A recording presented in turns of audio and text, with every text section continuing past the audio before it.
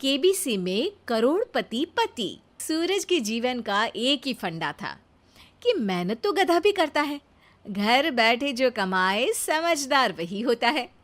इसीलिए उसने कभी नौकरी ही नहीं ढूंढी।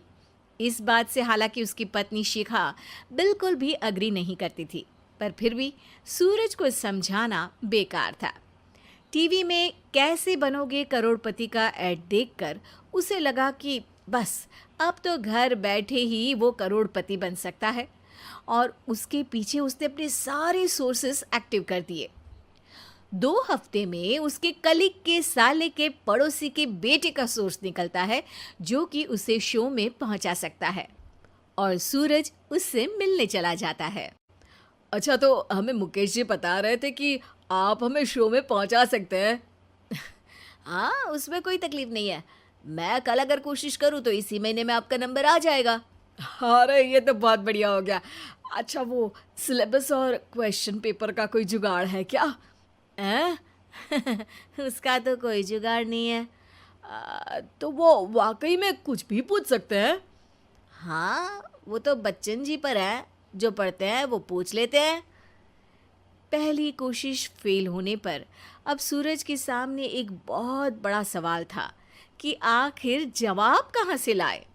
तब शिखा ने एक सजेशन दिया, क्यों ना सूरज अपने चचेरे भाई सुमित से मदद मांगे, जो कि यूपीएससी की तैयारी कर रहा था। हालांकि इतनी मेहनत करना सूरज को समझ में नहीं आता था, पर कोई और रास्ता ना मिलने पर वो आखिर सुमित से बात करता है। अरे सुमित, हमारा कैसे बनोगे करोड़पति के लिए सिलेक्शन होने वाला है। तुम हमें थोड़े चिट बनाने में मदद करोगे क्या? अरे भैया, चिट बनाए तो सालों हो गए, उसमें हमारा एक्सपर्टीज नहीं है। बल्कि आप बोलो तो हम आपकी पढ़ने में ज़रूर मदद कर सकते हैं। हट, कैसी अनाप शराब बातें कर रहा है तू। सूरज ने सुमित को मना तो कर दिया था, पर तैयारी करने के सिवाय कोई चारा उसे दिख भी नहीं रहा था। खासकर जब 12 के पेपर लीक करने के एक्सपर्ट शुक्ला जो भी हाथ जोड़ लेते हैं। आखिर सूरज को सुमित के पास जाना ही पड़ा, और उसने सुमित और शिखा से वादा किया कि वो बहुत मेहनत करेगा।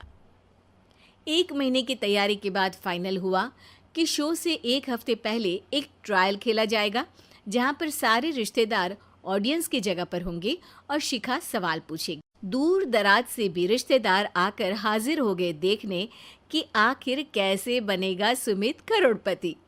सब कुछ सेट था, और इतने में सूरज आकर अपना स्पीच देता है। ये 1 महीना मेरे लिए आसान नहीं था, पर अपने भाई सुमित और अपनी पत्नी शिखा की मदद से मैं इतनी दूर पहुंच पाया हूँ। मेरे मम्मी पापा के आशीर्वाद ने भी बहुत साथ दिया है मेरा। मैं उम्मीद करता हूँ कि आज के शो में आप लोगों को बहुत मज़ा आएगा। साक्षी पहला सवाल पूछती है, और पूरे कमरे में सन्नाटा छा जाता है। इंडिया में कितने स्टेट्स हैं? 3, सॉलिड, लिक्विड और गैस। अरे रुकिए, तो ऑप्शंस तो देने दीजिए। इतने में 5वीं कक्षा का चिंटू बोल उठता है।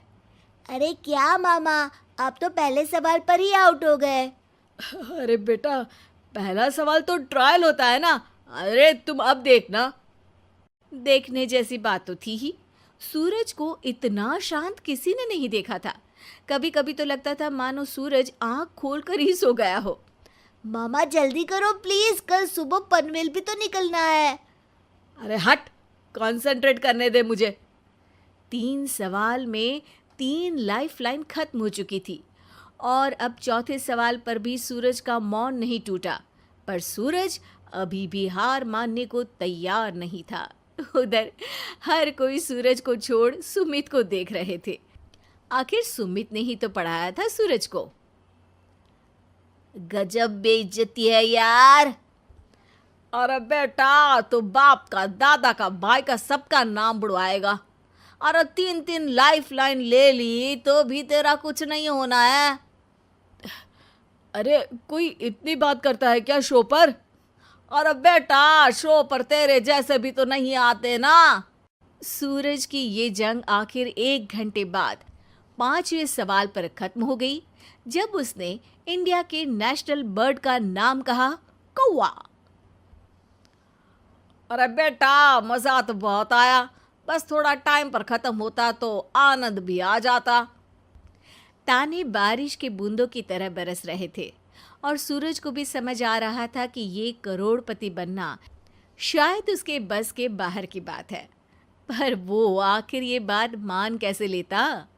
वो सख्त लौंडा जो ठहरा, उसने सोचा कि बेइज्जती तो हो ही चुकी है, पर अगर मैं हार नहीं मानूं तो शायद कुछ हो सकता है।